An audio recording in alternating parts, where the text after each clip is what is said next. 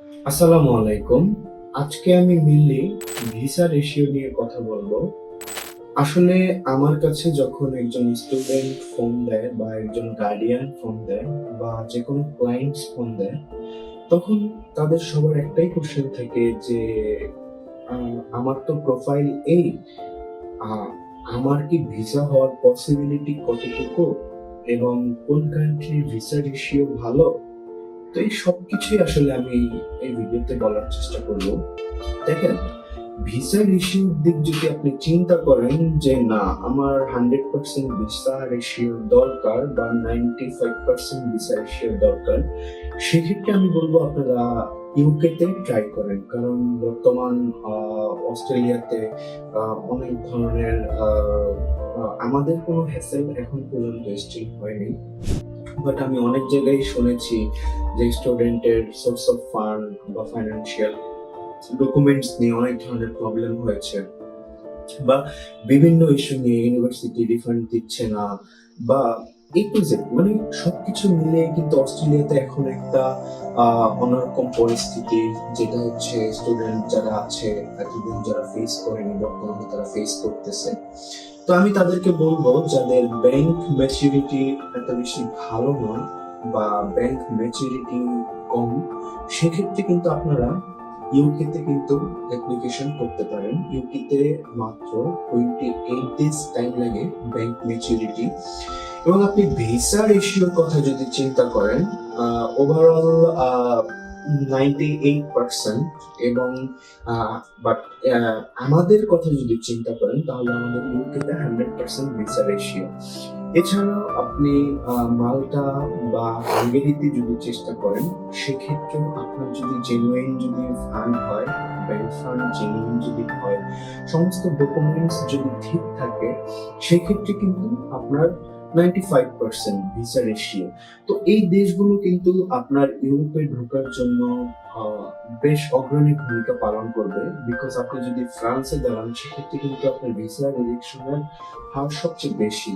এবং আপনি যদি অন্যান্য কান্ট্রির কথা চিন্তা করেন, সেক্ষেত্রেও কিন্তু আপনার ভিসা রেশিও অত বেশি ভালো না। তো আমি বলবো নাম্বার ওয়ান ভিসা রেশিওর দিক থেকে আছে ইউকে।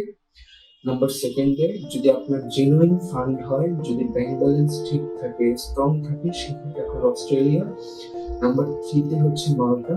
নাম্বার ফোরে হচ্ছে হাঙ্গেরি। এই কয়টা কান্ট্রি কিন্তু আপনার ভিসার দিক থেকে সবচেয়ে ভালো।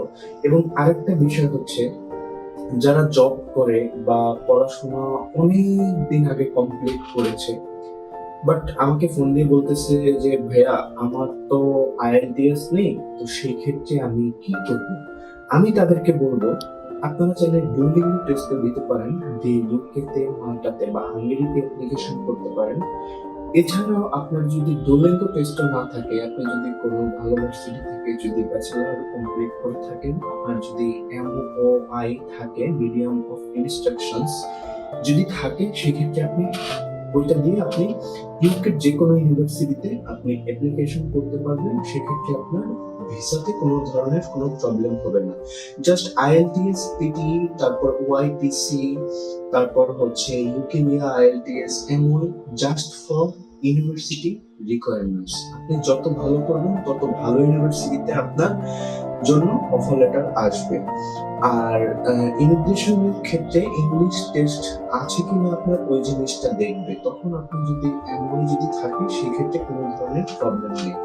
তো আপনারা নির্দ্বিধায় আপনাদের যদি কোনো ব্যাংক ফান্ড নিয়ে কোনো প্রবলেম থাকে, যদি ঝামেলা থাকে, তাহলে আমি বলবো আপনারা অস্ট্রেলিয়া বাদ দিয়ে আপনারা UK, Malaysia, UK, Malta and হাঙ্গেরিতে অ্যাপ্লিকেশন করতে পারেন। এবং ভিসা রেশিও আলহামদুলিল্লাহ অনেক ভালো। এবং আমাদের 100% এই তিনটা কান্ট্রিতে ভিসা রেশিও।